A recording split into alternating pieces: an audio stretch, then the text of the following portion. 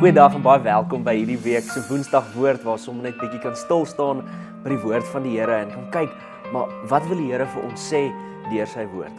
Vir my een van die mees amazing dele van die Bybel of eienskappe van die Bybel is die verskillende karakters wat ons sien in die Bybel. Natuurlik weet ons is God die hoofkarakter en gaan die Bybel basies oor hoe God werk met sy mense, wat sy plan is vir ons en hoe hy sy liefde en genade vir ons wys.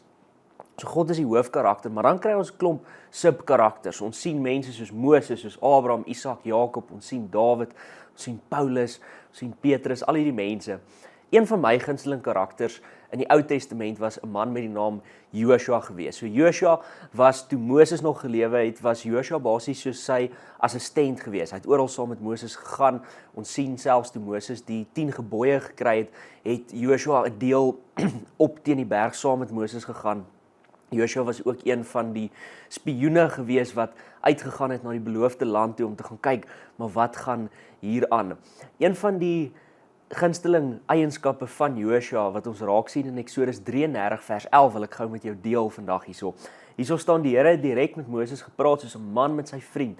Daarna as Moses terug kamp toe, maar sy assistent, die jong man Joshua, seun van Nun, het nie die tent van ontmoeting verlaat nie. En hier selfs as 'n jong man sien ons iets van Joshua se karakter, dat selfs toe Moses uit die tent van ontmoeting gegaan het, het Joshua nog steeds daar gebly in die teenwoordigheid van die Here, het hy gesoek na die teenwoordigheid van die Here. En natuurlik toe Moses gesterf het, toe die Here aan Moses beveel dat Joshua die nuwe leier van Israel moet wees. En ek wil vandag met jou deel net die besonderse woorde wat die Here vir Joshua sê wanneer hy hierdie nuwe leierskaprol moet opvat. En dat ons kan kyk, maar wat kan ons hieruit leer vir ons lewe ook vandag? Die Here sê die volgende vir Joshua in Joshua hoofstuk 1 van vers 5 af. Hy sê, soos ek by Moses was, so sal ek by jou wees. Ek sal jou nie in die steek laat nie, jou nie verlaat nie. Wees sterk, wees vasberade, want jy moet hierdie volk die land in besit laat neem wat ek met 'n eed aan hulle voorvaders beloof het. Wees veral sterk en baie vasberade in die uitvoering van die wet wat my dienaar Moses jou beveel. En dan in vers 9 sê die Here vir Joshua, ek gee self jou die opdrag. Wees sterk, wees vasberade, moenie skrik nie, moenie bang wees nie, want ek die Here jou God is by jou oral waar jy gaan. Joshua het 'n werk gehad wat voor hom gelê het en dit was nie 'n maklike en 'n eenvoudige werk nie. Hy moes die volk van Israel moes hy lei. En die Here sê vir hom, wees sterk, wees dapper, wees vasberade. Hy sê vir hom, wees iemand wat moed het, wat moed hou. En ons kan baie keer 'n teksgedeelte soos hierdie lees en dit direk op onsself van toepassing maak en sê, ja, maar ek moet maar net sterk en vasberade wees, ek moet dapper wees en ek moet nou uitgaan en die wêreld gaan oorwin. En dan kan ons maklik die woorde van die Here hier vergeet. Hoekom sê die Here vir Joshua, moet hy sterk wees, moet hy vasberade wees, moet hy dapper wees? Hy sê, want ek die Here is met jou.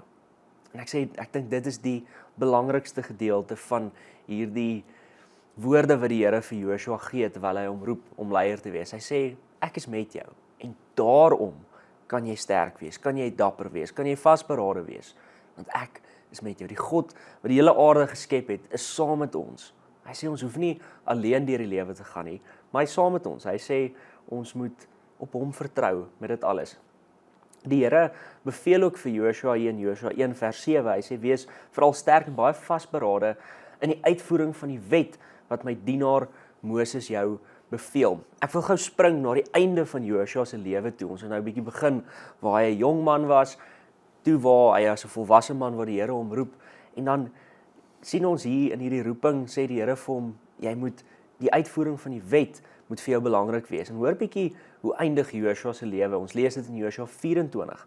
Na hierdie gebeure het Joshua, die seun van Nun, die dienaar van die Here, gesterf. Hy was 110 jaar oud. Hy is begrawe in die gebied wat aan hom as besitting gegee is in Timnat Serach in die Efraimsberge, noord van die Gaasberg. Israel het die Here bly dien terwyl die lewe van die tydens die lewe van Joshua en tydens die lewe van die leiers wat vir Joshua oorleef het en alles ervaar het wat die Here vir Israel gedoen het. Wat sien ons hierso? Ons sien die Here beveel vir Joshua toe hy hom aangestel het as leier van Israel, dat hy sterk en dapper en vasberade moet wees, en veral met die uitvoering van die wet, die woord van die Here. En dan sien ons, wanneer Joshua sterf, sien ons, maar hy het dit gedoen. Hy het hierdie job wat die Here vir hom gegee het hy gedoen, deur die leiding van die Here natuurlik. En dan sien ons die gevolge daarvan. Ons sien dat tydens sy lewe het Israel die Here gedien, en tydens die lewens van die leiers na Joshua, wat hy aangestel het. En ek dink net, ons leer 'n bietjie iets daarvan, van 'n verhouding met die Here. Ons sien in Joshua se lewe as jong man het hy die Here gesoek, as volwasse man het hy die Here gesoek, en as ou man toe hy sterf, toe het ons gesien wat die effek hiervan was. So mag ons vandag bemoedig wees, en die Here ook vir ons sê, wees sterk, wees dapper, wees vasberade. Hoekom? Want hy is saam met ons, en hy roep ons om getrou te bly aan sy woord. En wanneer ons dit doen, weet ons dat ons met op die regte tyd die vrug daarvan sal dra, en dat dit ook 'n effek op die mense rondom ons sal hê. Kom ons sluit die oor en bid ons saam. Here Jesus, ons verklaar dat ons nie altyd baie sterk voel nie, dat ons nie altyd baie dapper voel nie, Here. In hierdie tye waar ons lewe, is baie dinge onseker. Here, maar ons weet dat ons op U kan vertrou. U wat sterk en dapper is. Here, ek bid, sal U ons help om werklik op U te vertrou, Here. Mag ons U volg in alles wat ons doen. Here, help ons om ons krag by U te kry en om getrou te bly aan U. In Jesus se naam bid ons dit. Amen.